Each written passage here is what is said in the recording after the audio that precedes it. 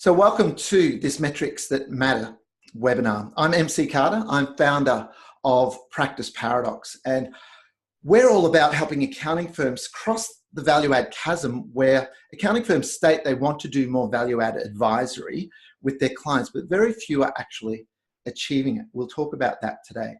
Specifically, I'll share with you two crucial key performance indicators, those KPIs that if you're serious about being proactive and you want to actually shift that word from being a generic motherhood statement into something that is actually meaningful, actionable, specific, and measurable, then these are the KPIs that if you're an accounting or business advisory firm that you need to be monitoring. So let's get into it. Ask as many questions as you like along the way. The team are monitoring the questions and we'll have Q&A at the end. So some of the reasons that you'll love these metrics is that they'll enable you, whether you're a small or large firm, to do more value-add advisory work. And the whole thing with non-compliance work, by its very definition of not being compliant, no one has to do it, it has to be solved. So these metrics will also enable you to strengthen client loyalty and also client intimacy. You'll truly get to know your clients and have more of a transformational relationship rather than just a transactional relationship. If you are focused mainly on the real-time data and compliance aspects of your business, so real-time data and compliance being the first two of 7 layers of value that we teach accounting firms how to provide. If you're only on those first 2 layers, most likely your relationship is quite transactional, not just in the fact that you're focusing mainly on transactions, but in terms of how well you and your clients know each other. So that client intimacy is crucial if you want to cross the value-add chasm, where at the moment only 1 out of 10 accounting firms has crossed the value-add chasm, despite 9 out of 10 stating they want to.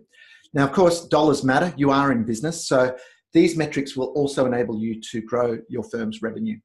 And this is the style of firm that we help people build, is that you can grow your revenue and you improve client loyalty and client intimacy without having to grow the number of clients that you've got.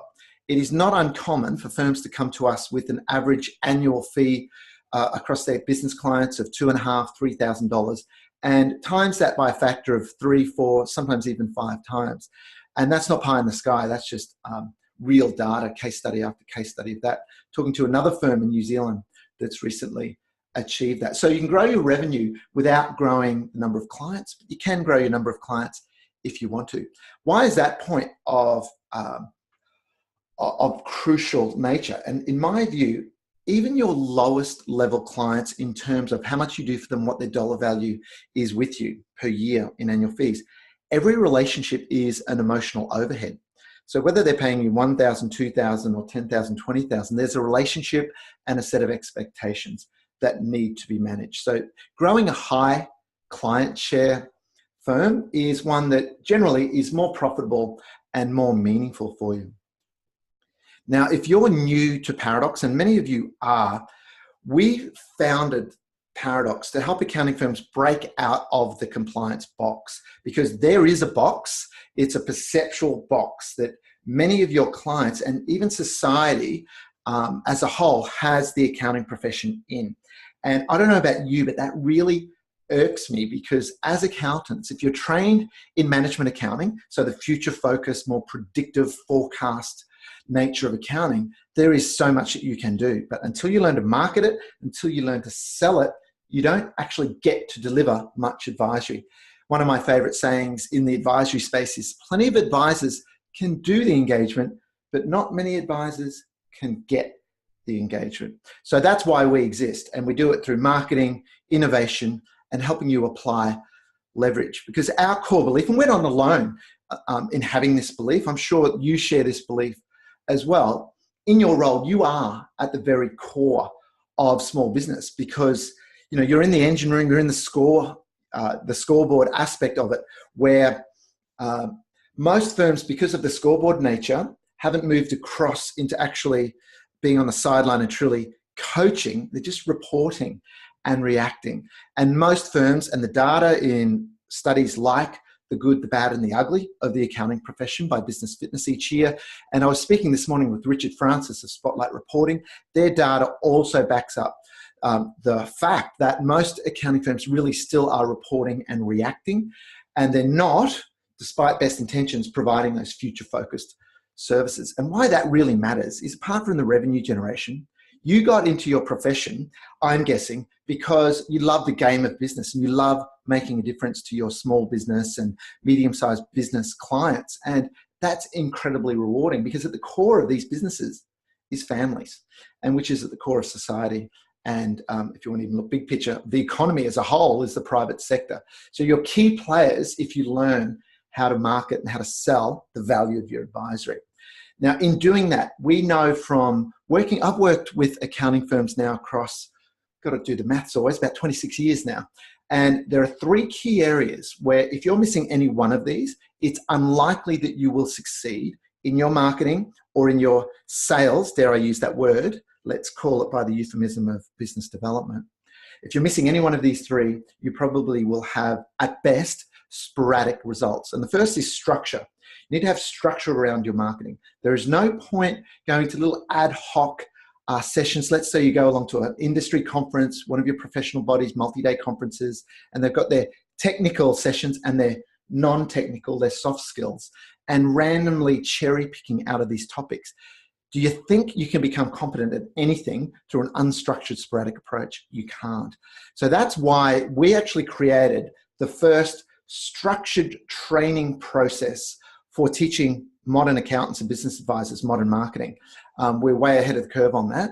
Our academy launched in 2010, and some of our graduates immediately became superstar firms.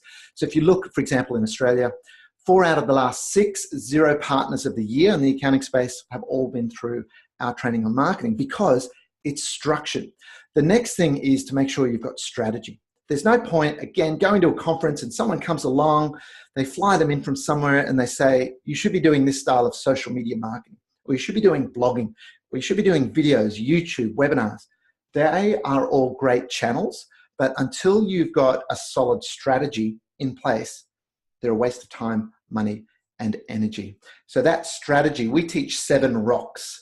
That's a metaphor of the 7 big rocks have got to go into the jar first, or nothing else will get in there.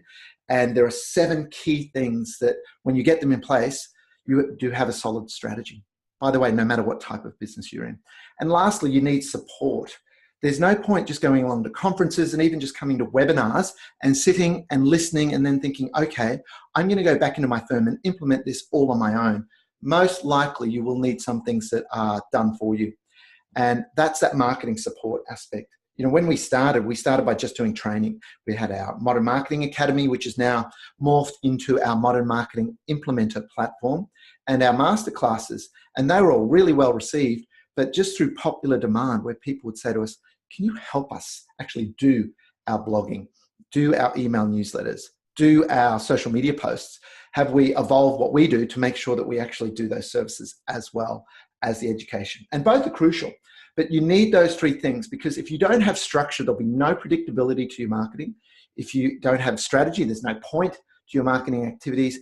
And if you don't have support, there won't be any consistency in your marketing activities.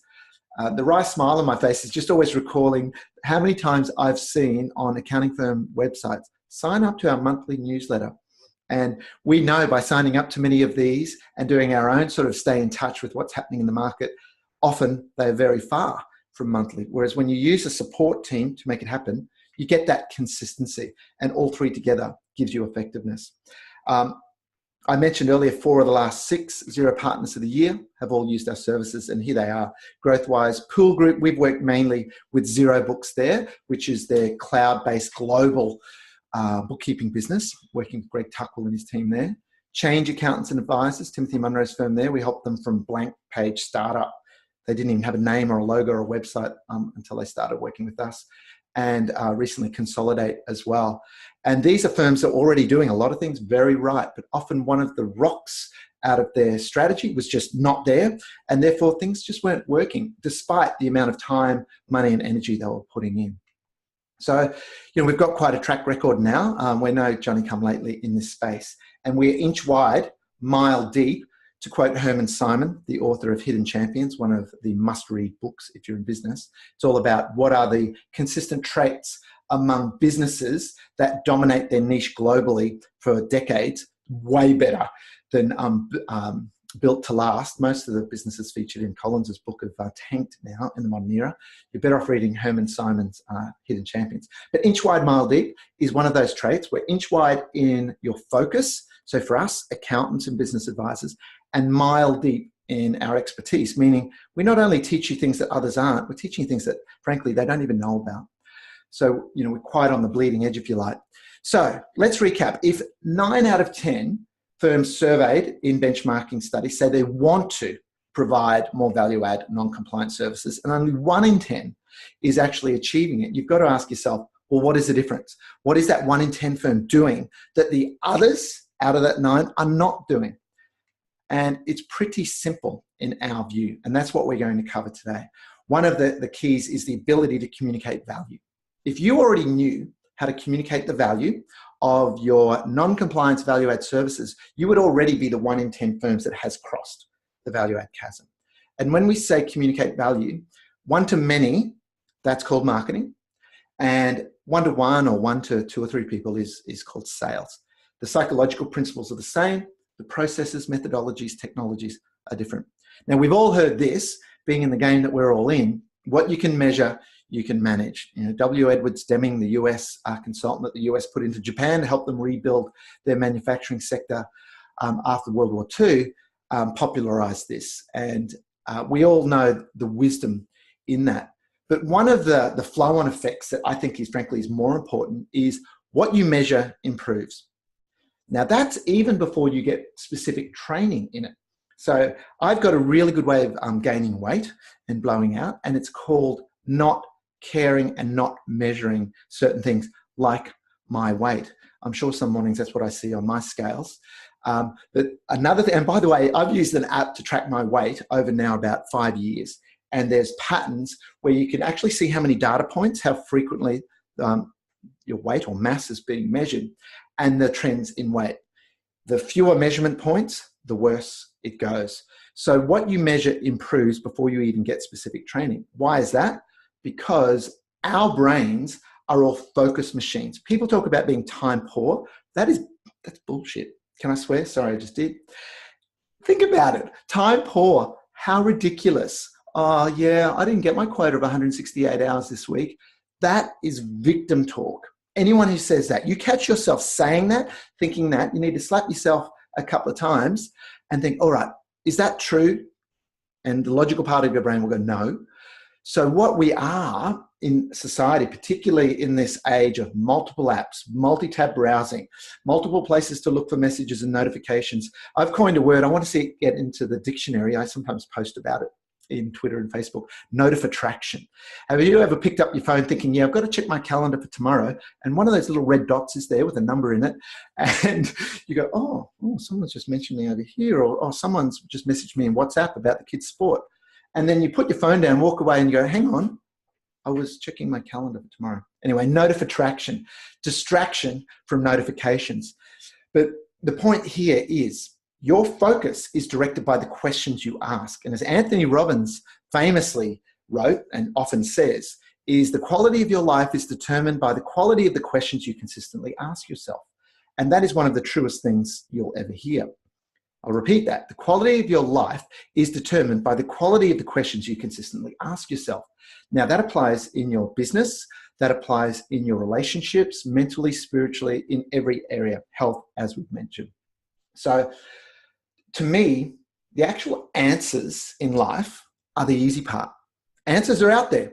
There are people that can give you answers to your questions. What matters most upstream from that is to ask the right questions and to be consistently asking the right questions. So these 2 key performance indicators we're about to run through today, the measurement of them means that you must ask on a weekly basis and monthly, quarterly, annually 2 very high quality questions. Because as I said, you're not time poor. If you think you are, switch that, reframe that to being an admission that you're focus poor. And it's all about focusing your business, yourself, your leadership team, your advisory and your support team in on what matters. Because I mentioned Edwards Deming earlier.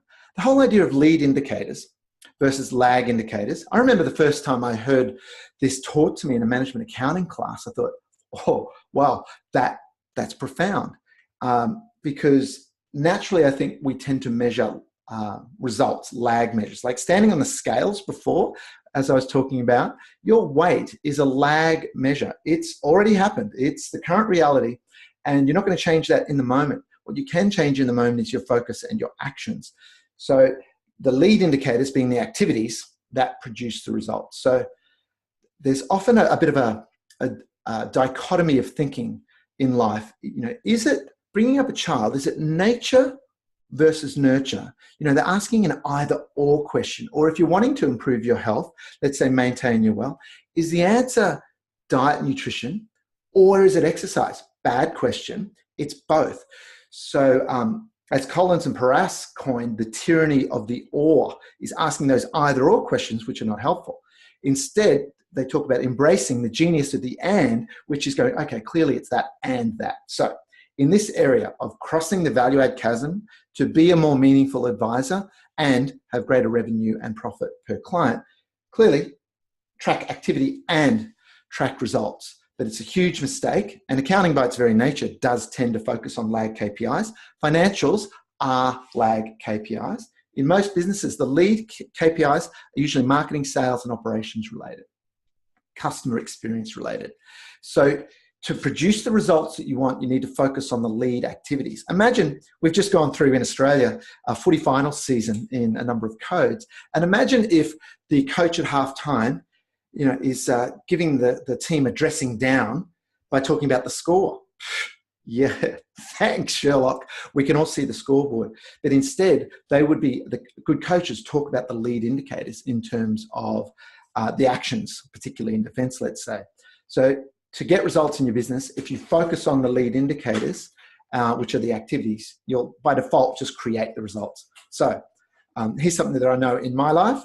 To maintain weight is the certain number of minutes aerobic activity per day, number of days per week, and also, it's the energy in, energy out thing, and just tracking how much energy in terms of grams of fat or energy.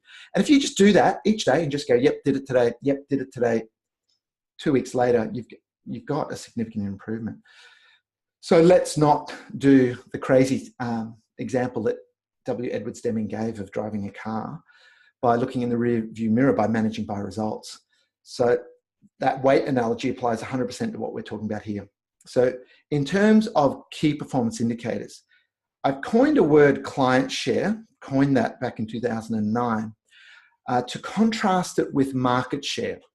So, market share is getting more clients, and there have been numerous studies over the years. The numbers sometimes vary, but typically it says it's 6 times, studies have found 6 times more cost effective to sell to existing customers, or in our cases, clients, than it is to invest in getting new ones. That's not to say every business does not want a steady influx of new clients at a certain rate, but just mathematically, commercially, it makes sense. Now, I believe from a moral obligation in your position as an accounting and advisory firm, there are things that, regardless of the commercial situation from your own perspective, clearly that's there. But you owe it to your clients to make sure that they've got the right structures and the right asset protection, the right insurances, that you're making sure that the family's net worth is actually headed in the right direction and not just looking at what effectively in their life is a silo. Their business is a means to an end. It is not an end to itself. So whilst market share is getting more clients, client share is the number of services that you're providing per client group. So it's all about doing more with your existing clients, but it's about measuring it. And I coined the phrase client share because, frankly, I got really tired of typing out and saying in our blogs and presentations, number of services provided per client group. I thought I'll come up with something a bit more succinct than that. So that's what client share means. And if you're not measuring that now, that is a key takeaway from today. And I'm going to give you a tool later on that you can request from us. It's an Excel spreadsheet that you can get very pragmatic. And speaking with Richard Francis, who I mentioned earlier, who's the CEO and founder of Spotlight Reporting, He built a very successful cloud accounting business advisory business with very high revenue per client, extremely successful. And he called it Services Opportunity Matrix, just coincidentally, living in parallel universes. And the Clientshare matrix that I'll make available to you is a gap analysis on your clients. But let's just drill down into Clientshare. It's not just one measure. It can be measured across your entire firm. If you're a group, it could be measured across the entire group or region or location. Clearly, you can measure it per client, but you can also, if you're a multi-partner firm, multi-director firm, you can measure it per partner or principal and also per client manager. So anyone who's managing a client list, you can measure Clientshare. So understand, though, that growing your market share and growing your client share, they are not mutually exclusive objectives. If you're a startup, clearly your objective is market share, getting more clients. But if you're a mature firm, if you feel that you are fully servicing your clients' needs to the best of your ability and to best fit for their needs, well, then maybe you have optimized your client share. It's very rare. We tend to find there's usually about a 30% revenue growth opportunity for a mature firm within the existing client base. And we've explored that and achieved that with multiple firms in many different countries over the years. And I'll share some of those examples as we go. So let's look at how to calculate your client share. You can do it in a spreadsheet or in CRM. If you're using a CRM system to track it, you can create custom fields in there to do it. But here's the email address. It happens to be mine. mc@practiceparadox.com.au. Just note that down. And if you'd like a copy of the Clientshare Matrix Excel spreadsheet, so you can feel very comfortable with this, it's a spreadsheet, just email me and we'll get that to you within 24 hours.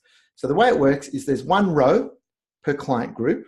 So one horizontal row per client group. First column is your list of clients, and then there's one column per service that your firm provides. Now, key thing here is to not to put in 38 different services, but to focus it in on the half a dozen, maybe up to 8 or so services that are the core services that if a business client was doing them all, you're pretty much covering all bases with them. If you overcomplicate it and add too many columns, it will cease to be a useful tool. So for each client and for each service then, you answer, is it a current service that we're already providing?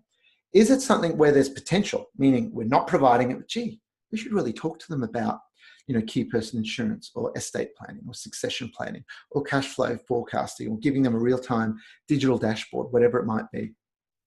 Or is it something you've spoken to them about and they've said, no thanks, we're fine, or no thanks, we've got another provider in that space, which can happen. So is it declined, or is it just not applicable? You might have some clients who don't have a business, or the stage of business that they're in might mean that a certain service just isn't relevant, in which case it should be taken out of the measurement, shouldn't it? So the client share index is related to client share, but it's different. And a bit like if you're familiar with Net Promoter Score, NPS, Fred Reichheld, who's the author of The Ultimate Question and The Loyalty Factor, came up with an incredibly useful lead indicator, the Net Promoter Score, which is a composite score of your promoters and detractors when they're asked on a scale of 0, which is no chance, and 10, absolutely, your likelihood of referring others to the business. And there's a little formula where it comes up with one number out of 10. And it's been shown to be a really reliable indicator on the growth of an industry or a sector or an individual business. Many firms, progressive firms in the accounting and professional services space, routinely survey their clients on Net Promoter Score. Now, likewise, the client share index is set to become just as pivotal and front and center for progressive firms. And it's what percentage of your potential client share are you currently achieving? So your current client share equals the average number of current services provided. So that's just a number, it's not a percentage.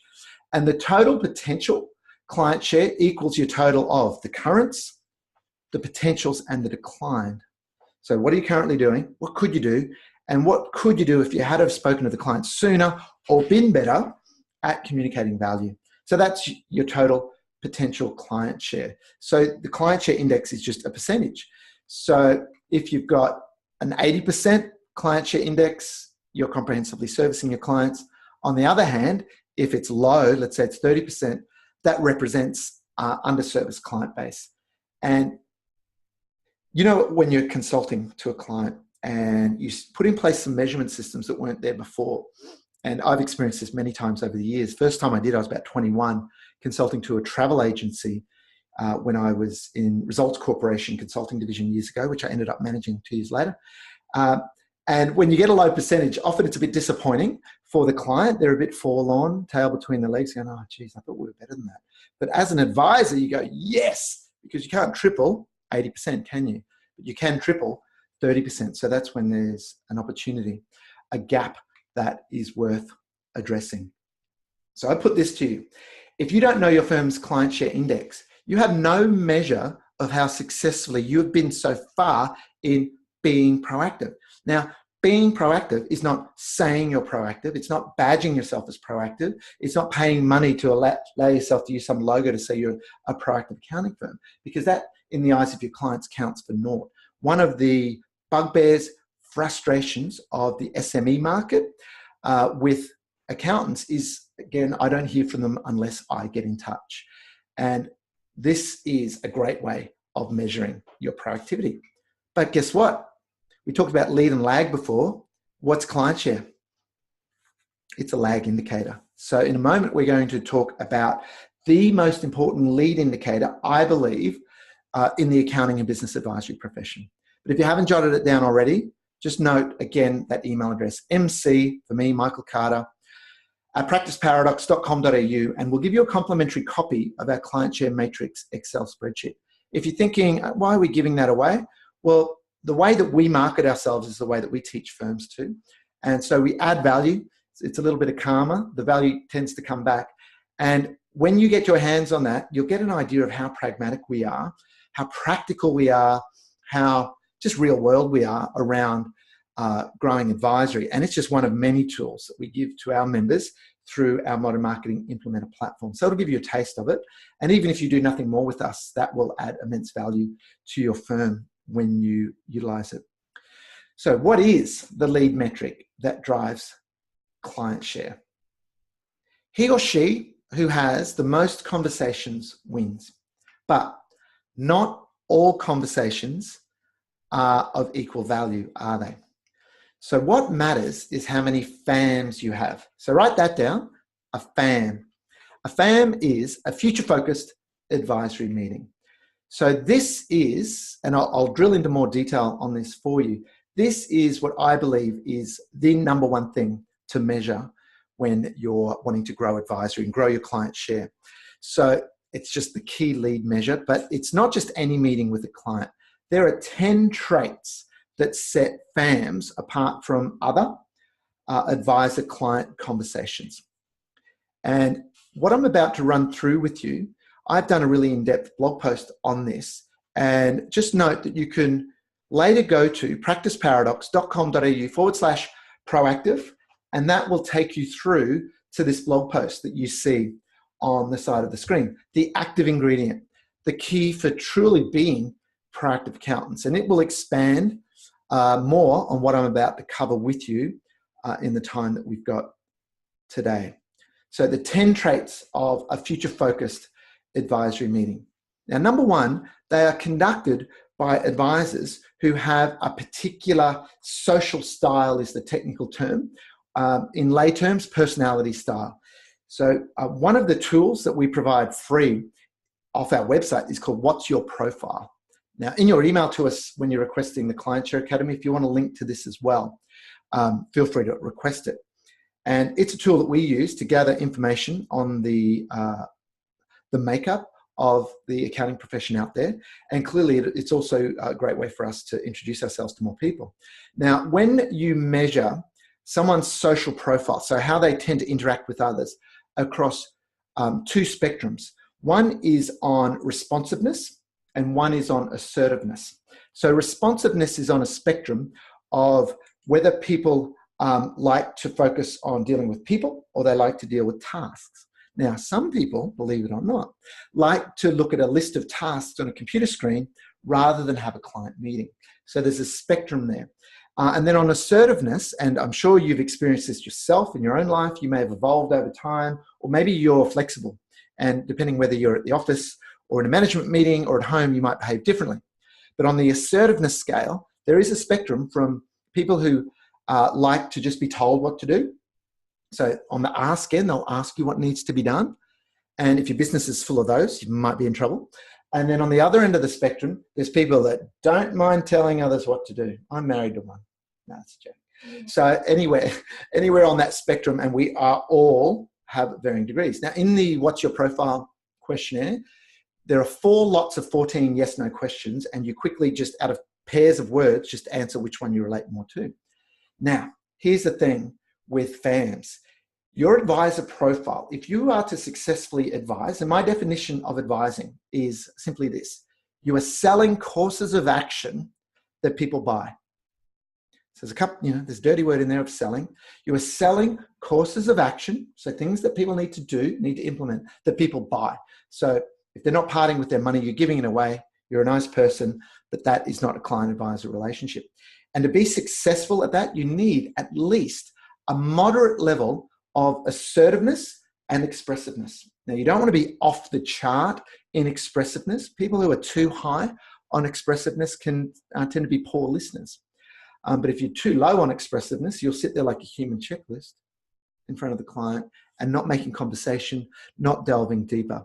And on the assertiveness side of things, if you're low on assertiveness, you'll have beliefs like, well, if a client wants something extra, they'll ask for it. How's that for limiting belief? The data bears out that that couldn't be further from the truth. So the point here is your own profile, you need to know it. Anyone that is an advisor, accountant or advisor in your firm, if you've only got one career path, and it's common for firms to have one, which is you join the firm as a junior and you become a supervisor, team leader, manager, aspiring partner, salary partner, equity partner one day. And if you are not cut from the natural cloth of having moderate assertiveness and expressiveness, at least, it's unlikely you're going to be good face-to-face with clients. You might be brilliant technically, and that is not to devalue that. We recommend that you have 2 career paths. So there's 2 ladders leaning against the wall. One's a technical career path, and one's an advisory, more people skills and advisory skills focused. People can be on both. So, all-rounders are rare. Just ask the Australian cricket selectors. They do exist, but generally people will be good at either batting or bowling. So make sure you're putting the right people in front. I remember when we started Paradox, we were dealing with a firm that was an inner Sydney West firm. And it was accounting, financial planning firm, one partner on each side of the business. And the partner on the accounting side, phrases that he was using with me was like, oh man, getting these guys to talk to clients and make suggestions and be proactive is like banging my head up against a brick wall. I said, well, should probably stop that then. And what we worked out is out of the 6 accountants in the firm, there are only 2. So this gentleman, Tony, and one other were the only people that were actually profiled to do the meetings. So then we set up a workflow. It's essentially a workflow. So it's an opportunity identification and communication process that we teach, that we call the Clientshare growth process, that we're covering, by the way, at Masterclass. Make sure you come to our Masterclass end of November. Day 2 is entirely devoted to sales process skills and mindset. But once they identified those 2, the other 4 were very capable at doing the gap analysis and identifying, wow, okay, this client's structure, they may have outgrown that. We haven't reviewed that for a while. Or, wow, this guy's self-employed and doesn't have income protection. Someone needs to talk to him or her about that, etc. So that's number 1. I could talk to you a lot longer about that, but I'll move on for today. Just keeping track on time. Secondly, a future-focused advisory meeting is one where the client has been formally invited. It is not tacked on to the end of a meeting that the client came in to maybe start of the job, though those meetings are a lot rarer these days in the cloud accounting side of things. Might be at the end of a job where you're sitting down to explain the result to them. Even that's becoming more rare these days with electronic signatures, etc. So the last thing that you want to do is talk to your clients about a future-focused advisory service, something for them to implement. Well, they didn't know it was coming. If you tack that on at the end of a meeting that's already gone for half an hour, it's unlikely to succeed because we teach in the Clientshare growth process, you need to have permission on time and topic, meaning the client's got to know coming in that the meeting's for X long and that you are going to address this topic. If you just tack it on to the end, I call that ambush selling.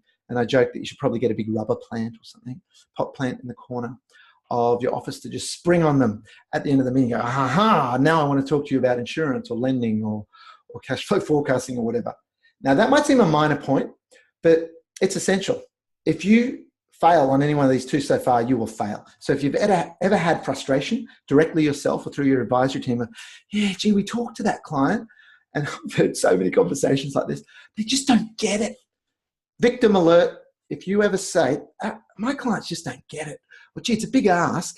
You haven't yet learned how to prepare your clients for those conversations, and nor have you learned how to conduct those conversations. So you've got to have that permission on topic and got to have that permission on time. You cannot rush these conversations. So there's a purpose and structure to these meetings.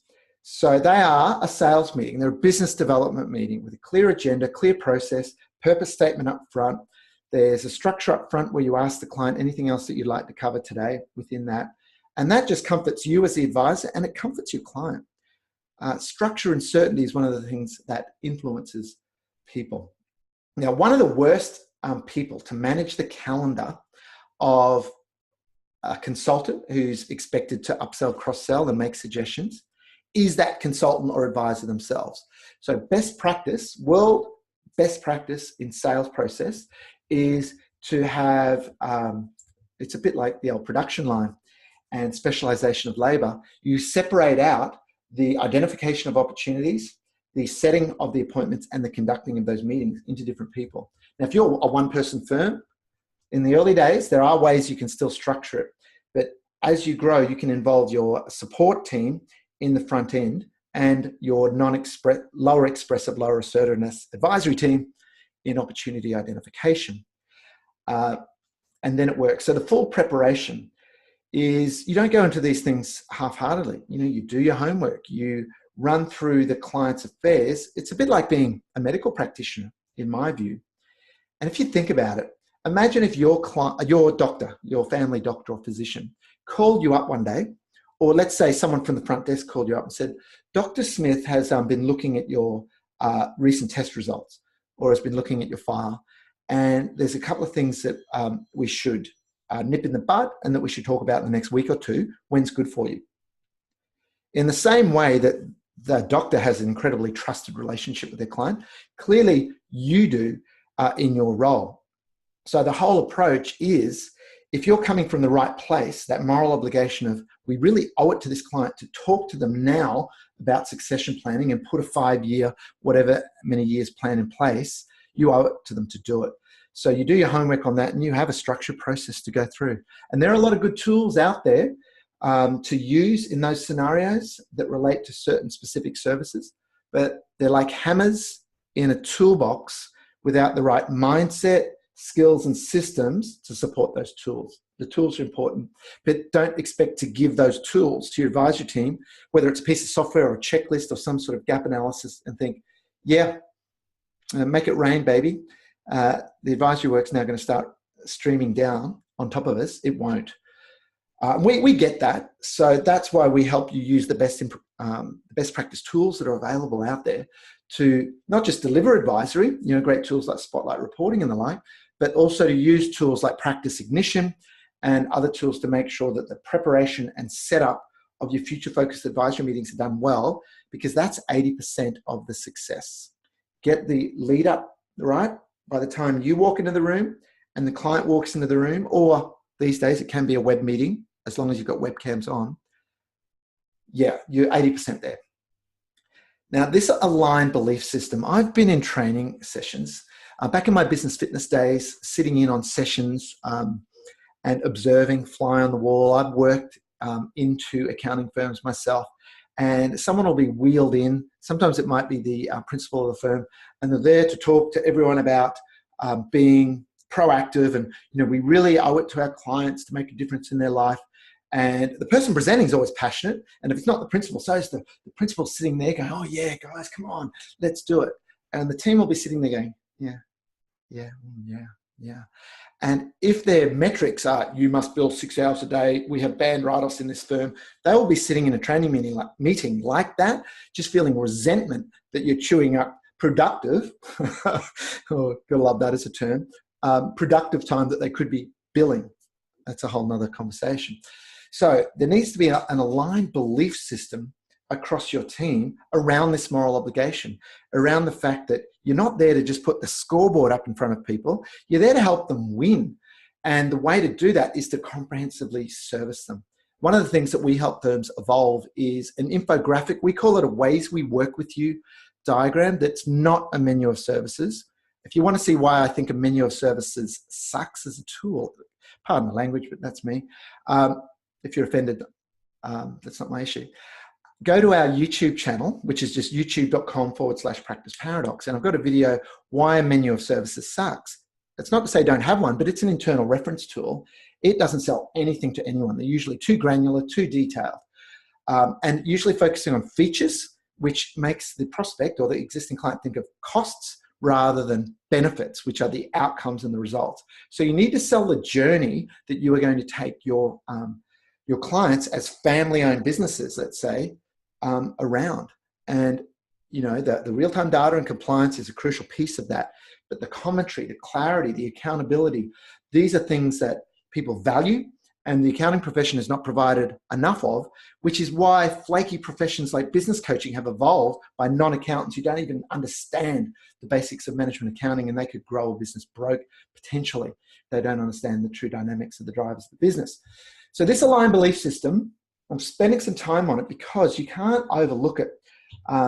One thing that I write about, and that's actually thinking back to that example of everyone sitting around the table, being told, sitting around the boardroom, being trained in how to be proactive. Back in the little open plan office, the sea of cubicles, there's two advisors, and they were talking to each other, both senior accountants, and they're having a chat after that meeting that chewed up an hour of their time.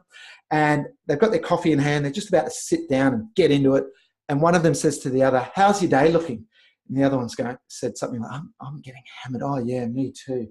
And oh, God, I've got a client meeting this morning." "Oh, no, have you? That's going to kill your productivity."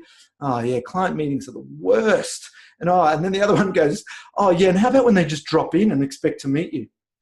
That is classic grinder. So within the model that David Maister popularized, the finder, grinder, and minder, we've added a fourth trait or category called reminder.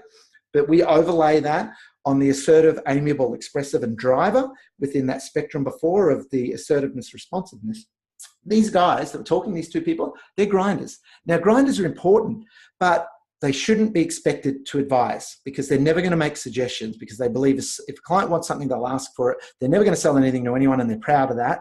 That's just a recipe to fail in selling advisory. Now, grinders are important, but increasingly, now I'm speaking to the full advisory team here, whether you're equity holder or not. If your skills lie solely in the grinder side of things, and you're not investing in developing your people skills, which is everything from questioning to listening to building rapport to relationship management, your skill set's being commoditized and you know it. And so that's an issue for you professionally. So at the end of the day, like if you read a book like The World is Flat by Thomas Friedman, great book, should be taught in school. They talk about the fact of there are certain roles that are replaceable, and there's certain roles that never are. And the ones that never are the ones that are relationship-based, location, face-to-face based, creativity-based. And as an advisor, it's a creative role in that you're joining dots. You are a creative problem solver with structure beneath you. Now, another trait out of the 10 traits is the invitation to take action. You ask them to buy, not in any old-fashioned insurance salesperson way, but you're inviting them to take the next step. You're asking them to implement. And if you're not doing that, it's like, I don't know, you're making eyes with the person across the dance floor and you're never asking them to dance. Sometimes you need to just ask the question. And this can be scary for people who are on the low expressiveness, low assertiveness spectrums, because rejection is one of their greatest fears. And rejection is one of each of our greatest fears. It comes from the first socialization as a toddler, preschool, primary school, not being included. Rejection, it hurts psychologically, but not within a business context if you understand the process here. So you need to invite them to take action with a specific next step. And the future-focused advisory meetings need to be measured and monitored. So this means they need to be scheduled. So an example that comes to mind, sole practitioner in Melbourne. when we were evolving this methodology, and by the way, what we do is we never look to what other consultants are advising accounting firms, because it's circa 1994 half the time. It's very old school. And nor do we tend to look at accounting firms, by the way. We look at just really great businesses of any type. Often they're knowledge-based or technology-based businesses. And one of the things in there is, I'll go back to this example of the sole practitioner in Melbourne. I said, okay, future focused advisory meetings. How many do you want to do a week? He said, well, I don't know, whatever. I said, no, give me a number. Oh, look, I don't know. Give me a number. Oh, geez, you're persistent. All right, 4. I said, okay, so you're happy to do 4 FAMs a week that meet this criteria. And by the way, this was leading into a process to train him and his support team up in how to do it. And I said, okay, when are you going to do them? Again, he said, oh, whenever. I said, no. What days of the week would work best from your perspective, and also when you think about it from your client's perspective? And he went, oh, I don't know, Tuesdays and Thursdays. I said, great. What times of day? And again, he caught on to the drift of things by this point. He went, all right, Tuesday at 10:30 and also 1:30. So if they need to get to school drop off, they can. Same time Thursday. I said, right, you're going to put those into your calendars, those 4 appointments. You know how you can make recurring slots in your calendar. And now we're going to put in place a system to keep those booked on a 2-week rolling basis. So that this week, next week, there are 8 FAMs just ready, lined up, where the client's been appropriately invited in. They're coming in. They know how long the meeting's going to take. They, in brief terms, understand the general topic of what it's about and why it's important. And they've agreed to come in. There's a little bit more detail to it than this, also making sure you've got all decision makers around the table, etc. And when you do that, you will get the results. In this firm, they added $800,000 in revenue within 1 calendar year without needing to focus on getting 1 more client. So that was all just from advisory. And lastly, there's got to be systems and support. If you've got within your team, you're clear, to use the football analogy, not everyone needs to be backs, not everyone needs to be forwards. You need a balance around the park, midfielders, etc. So people who are low assertiveness, low expressiveness, that's not to downplay the value of their people in that role. But once you know who's in which position around the field, you've got to support them. You've got to give them the systems and the support, the right tools and the ongoing training. In our survey, another tool on our website is called How Do You Rate as a Rainmaker? Every time I say the word rainmaker, it makes me smile, because that was invented by professional services firms who thought it was too crass to use the word sales or sell. Same with business development, just a euphemism for sales, which again is symptomatic of the whole stigma that many professional services people have around selling. Selling, as I said, is just doing the right thing by your clients and making the right suggestions to the right people at the right time. But in our How Do You Rate as a Rainmaker profile, where you answer 20 questions, and you get a score out of 100, we've seen in the data hundreds of people have done this around the world, and more than 3/4 of the accounting profession have either not been trained formally in how to sell. And so that's not like old school, always be closing, how to deal with objections. That's 1980s stuff, but more process and methodology as well as the soft skills. So more than 3/4 have either never been trained or haven't been trained in the last 5 years. So really ask yourself, are you serious about crossing the value add chasm? Because if you fall into that 75+% of people who just don't invest in learning how to sell, you're really just paying it lip service, aren't you? So that whole process, to recap, the methodical approach here is decide. And by the way, our team, let me just have a look. Webinar co-pilot, Isabella, we got some questions to come. We've got lots of questions. Oh, great. Okay. So we're coming to the... Over 30, but... Woohoo. Okay, that's good stuff. So methodological, what's that about? Methodical approach. Decide on which advisors will conduct future focused advisory meetings. May not be your entire team. Decide on how many that you'll do each week. And for you, it might be 4. For someone else, in the midst of everything else they're expected to do in their role, it might be 2. But whatever the number is, stick to it. Then schedule in those set days and time slots for these, and they are treated as an important metric. The support team sets up the appointments, and we have sales training scripts. We do role plays with you on how to do this. And they are given a really important KPI of, are those slots full for this week and next? And then when it comes to next week, there's another week to fill. So it's just on a rolling basis. So they're completely trained in how to do that. And as I said, don't get the advisors to manage that, because there are bright, shiny objects out there.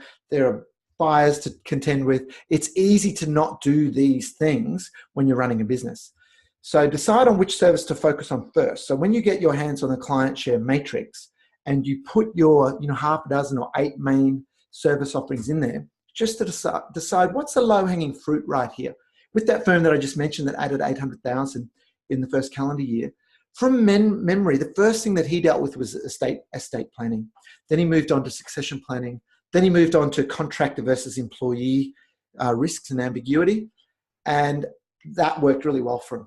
So then the advisor, whoever it is managing the client list. So let's say you pick succession planning, and then you go through your Clientshare matrix, go through your client list and think, well, really, the stage of life and stage of business these people are at, we should all be talking to them about getting them onto our succession planning process to, make their business less key person dependent, build the value outside of the owner's sweat equity, so to speak, and position it for sale, put into place the strategy for them to either exit or succeed within the existing team, whatever it might be. And that list goes to the support team and they make appointments. Number one, depending on where you're at right now, your clients might go, oh, geez, that's nice to get a call out of the blue from the firm, for starters. And remember, you're always coming from the moral obligation of doing the right things by your clients. So those invitations are made by telephone, don't send emails. Speaking, as I mentioned earlier, this morning I had a good web meeting, great web meeting with Richard Francis from Spotlight Reporting in New Zealand. And they analyze when people stop using their tool, Spotlight Reporting, they do a post-mortem on it. And in 40% and probably more, but their data shows clearly in 40% of cases, the reason people stop using a tool like Spotlight Reporting is they just don't know how to communicate the value of their advisory services. So, a subscription like that, until you learn how to market and sell, is just an expense. Once you get clients on it, then clearly you get an ROI on it. But the example that Richard gave, he said, one said, I put an article in my email newsletter and then no one asked for it. I tried. That is just such a feeble attempt. It beggars belief in many ways. So the invitations, there's also a system to confirm the appointments with emails afterwards. And the meetings are held by the advisors. And at the end of the day, it's a great experience for everyone. The client feels really well looked after, well served. You educate them in that session. And as an advisor, the common feedback we get is, MC, I'm just loving being an accountant again. I'm loving the advisory side. Clients are at the end of the meetings are thanking me, shaking my hand. Some of them are hugging me, because in that situation, as an advisor, you are making a difference to their future, and they know it. And price sensitivity goes out the window when you're selling the journey and the bright light that they're moving towards. And really, you can expect an 80% conversion rate with these when it's done well. Alrighty, so the metrics to track. Now, because we got so many questions, I'm willing, I know. So if you guys, we got officially another 5 minutes, I'm willing to go for another 15 minutes and go over time. I know you may have other appointments to run to, but there you go. I don't work to a script, by the way, as you can tell. We'll also post them to Facebook. Oh, yeah. And we'll also post them. If you're members, we'll post them into our closed Facebook group. If you're not a member, talk to us about becoming a member. You can become a member from 299 Australian dollars a month, plus GST, just for our base level implementer platform, which really is a no-brainer when you think about it. If you're not a member, we'll put it on our public Facebook page. So here are the metrics you need to track if you're serious about being proactive and crossing the value-add chasm. The volume side of things is the number of FAMs you're doing per week. You're really not serious about a metric that you're measuring once a month, in my opinion. Dr. Keith Cleland out of Armidale, who created some great tools and methodologies over the years in management accounting. He's a big believer in that. So are the authors behind 4 Disciplines of Execution, weekly metrics. But you'll also want reports per month, per quarter, per annum. And the volume matters, because the volume is kind of like, I don't know, let's say you're wanting to learn to ski, or you're wanting to learn to play tennis or golf. If it's skiing, well, how many kilometers have you done, or miles?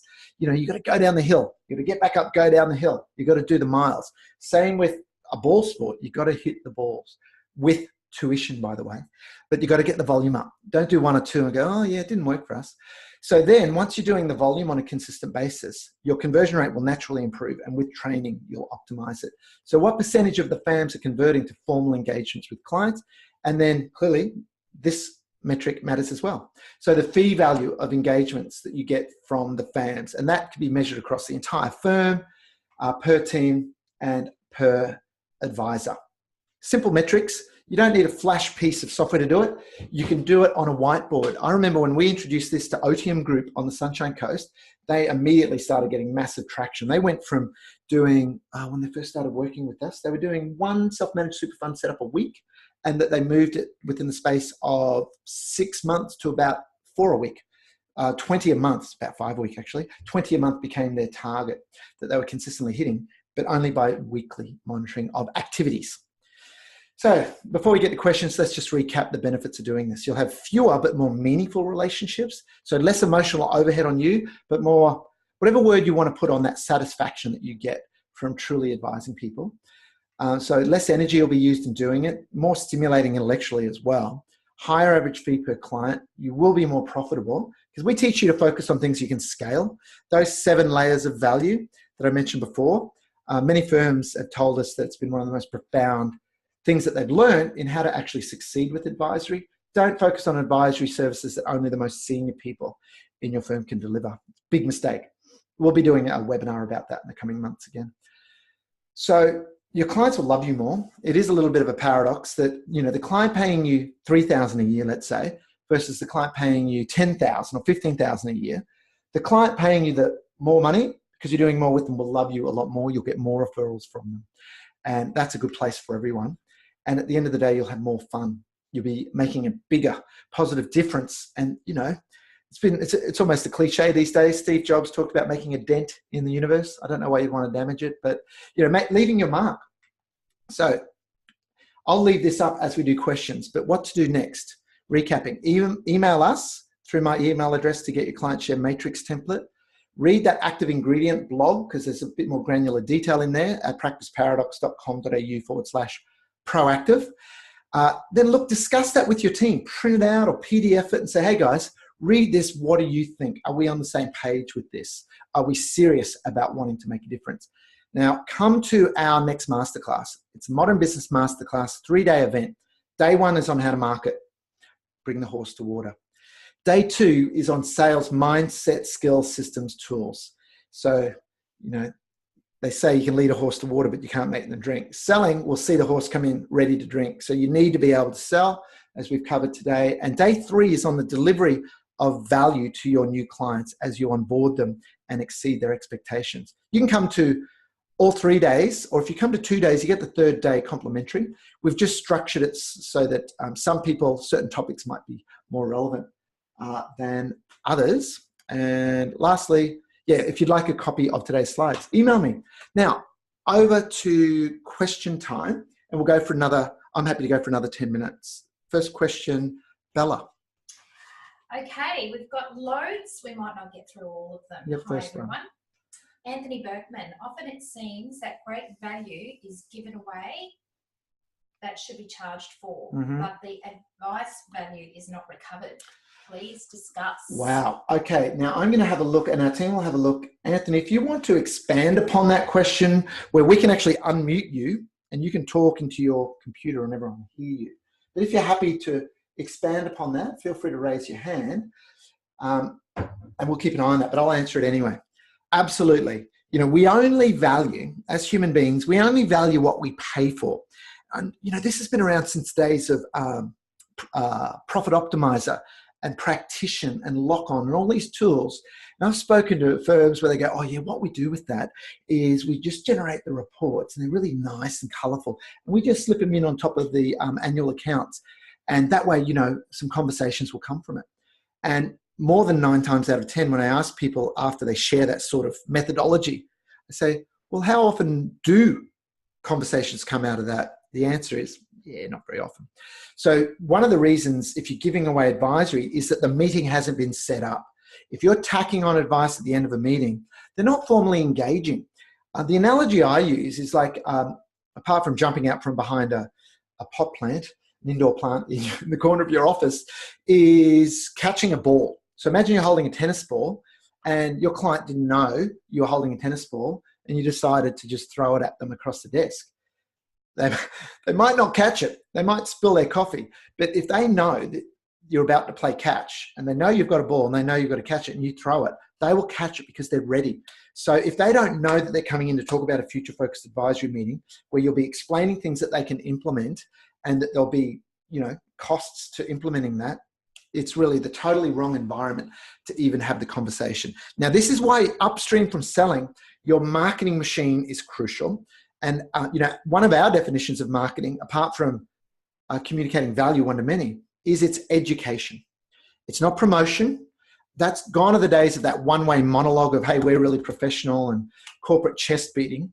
That's why we help firms do blogging, but educational blogs, teaching people things, encouraging people to do social media that's also educational in the nature of the content. Use videos, screencasts, webinars, events, email newsletters, because what that does is it attracts people that come to you, and that's within our growth grid model of inbound inquiries.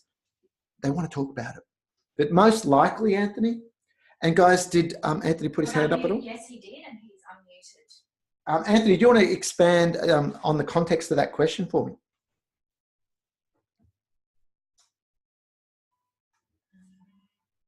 I can't see it. Oh, did you promote him to panelist? Yes, I did. And yeah, Anthony, can you hear me? And just mute your computer. Now, Anthony, I don't know what might be going on, but we're not hearing you, even though through the software you're unmuted. So feel free to type through. In the meantime, let's go to the next question. Thanks, Bella. Okay. We've got Amanda Bourne. Hi, Amanda. How to measure the loyalty of your clients and offer more value-add services. Okay, I see those as two separate things. First question, how to measure the loyalty of your clients. Implement Net Promoter Score, NPS surveying of your clients. First thing you need to do is get your head around the why and the what of that. So look up Fred Reicheld. We can post this, Bella, take a note, we'll post this to our Facebook page and links to some of his books around Net Promoter Score, where you just straight out survey people, asking them, on a scale of 0 to 10, your likelihood of referring your friends and colleagues to us. So that's one measure of loyalty, is the likelihood of recommendation or referral. But to me, Clientshare, if you're doing future-focused advisory meetings on a consistent basis and you're tracking your volume of meetings, your conversion rate, your dollar value, and then you end up with your Clientshare per client and across the firm per partner and your Clientshare index, that's a pretty clear indication of client loyalty, because your stickiest, so to speak, most loyal clients are the ones that will be doing the most with you, assuming you're doing a good job at delivering, which, by the way, is the reason on day 3 we're covering delivery. So look up Net Promoter Score. If you're using a marketing automation tool, the two that we recommend to firms, so this is way beyond CRM, and most firms aren't even using CRM yet in terms of a proper client relationship management system. People seem to think that time and billing and managing WIP is at the center of your business. I thought your clients were at the center of your business, your relationships. So Active Campaign or Infusionsoft, you can actually build. And in Infusionsoft, in the marketplace, you can actually download a template campaign or automation to periodically do Net Promoter Score surveys to your clients. If you're not using an app like Active Campaign or Infusionsoft, you can use a tool called Client Heartbeat, clientheartbeat.com. It's actually an Australian, Brisbane-based firm that's developed an app specifically to do Net Promoter Score. It makes it really easy to set it up, make it happen. And when people give you a 9 or a 10, it also alerts you to the opportunity to do a case study or a testimonial with them. And if it's low, it alerts you. That's like an early warning signal if you're getting a low mark, to just call them and say, hey, how can we help you better? Next question, Bella. Okay, we've got James Byrne. What key metrics should I be using and looking at each month? Okay. What key metrics should you be looking at and using each month? Okay, so start measuring your Clientshare and your Clientshare index, and you'll see in the spreadsheet, the Clientshare matrix that you can request by emailing me how you can measure that. And on a client relationship management level, you want to know your potential client share and your current client share with each client And by client, we don't mean entities like companies and trusts, basically the family behind them, assuming they're not corporate. So measure your client share and your client share index across your business, and just track the number of future focused advisory meetings. The people in your business who have an activity or lead metric to do those, maybe start simple, do 2 a week, and just track the activity that they're actually being done. And once you've done 2, 3, 4 weeks and beyond that, you'll get into a cadence, a rhythm, track your conversion rate. That's one of the reasons that members like working with us, is that one of my favorite sayings is you can't steer a parked car. So, we could sit and advise you and train you on how to sell, but how many miles are you doing down the mountains? How many balls are you hitting? So that's the number of future focused advisory meetings, because then you've got experiences and real feedback where we can go, right, well, what happened there was. I'll give you another example, by the way. If you go to our YouTube channel that I mentioned before, it's youtube.com/practice paradox. Make sure you click the subscribe button there. Reason being, whenever we add videos, and the recording of this webinar will be added there, you get a little notification through your Google account, through YouTube. A while ago now, may have even been a couple of years ago, I interviewed Ben Walker from Inspire CA, who came to us from a coaching club model, a different consultancy that was teaching them things that were seriously about circa 1994 advice, like go out and buy a list and do cold calling and telemarketing. And then we taught him the new ways of doing things. But what happened was he was getting leads, he was doing proposals, but he wasn't converting them. And he turned himself into what we call a proposal chaser, where the client didn't sign up in the meeting, proposal went out, not replying to calls, not responding to emails, and you lose all of your posturing, your sense of professional positioning with them. And we diagnosed there were 3 things that in the inspireca.com, they're a Brisbane-based firm, now 2 partners. He's teamed up with Ben, who used to be with Change GPS. Ben has teamed up with Harvey, 2-partner firm. Any one of those 3 would have killed the sales process. So they weren't doing live collaborative scoping. They were doing the sticker shock thing where people didn't actually even get the price until after the meeting when they looked at the proposal. Have a look on our blog. We've got a blog post that Practice Ignition keeps reposting in social media, which is very kind of them. And it's called The Top 5 Reasons Accountants Fail to Convert Their Proposals. And it lists out a number of those reasons, 2 of which I just mentioned. Be very clear that with sales process, you need a sales process for prospective clients, and you need this sales process that we talked about today, which is about cross-sell, upsell to your existing clients, which is client share growth.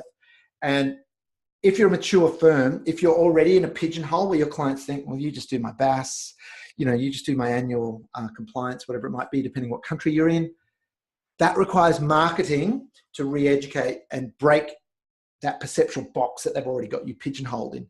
You need to choose and design your pigeonhole by communicating value. Don't think that they just don't get it.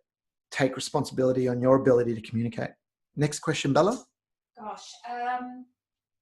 Last question. Last question. Let me choose one randomly. Gina, which methods were successful when communicating with current clients the benefits of marketing to their business? Okay, so which methods? Run that past me again. Which methods were successful when communicating with the clients the benefits? Let's just see, Gina, if you want to talk to that, feel free to click raise hand, and our team will keep an eye on that. And by the way, Anthony just noted before that he had an issue with his audio.